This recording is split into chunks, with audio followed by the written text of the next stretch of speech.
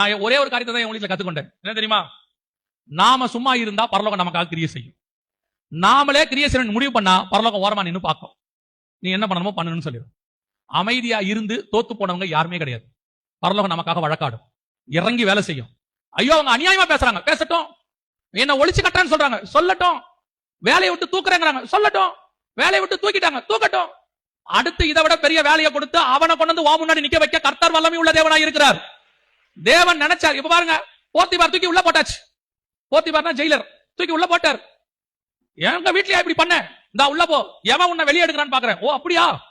என்ன மீறி உன்னை ஒருத்தர் வெளியே எடுக்க முடியுமா? ஓ அப்படியா? போட்டாச்சா? வேலை முடிஞ்சா? போத்திபார் வீட்டுல போய் தூங்கிட்டீங்களா?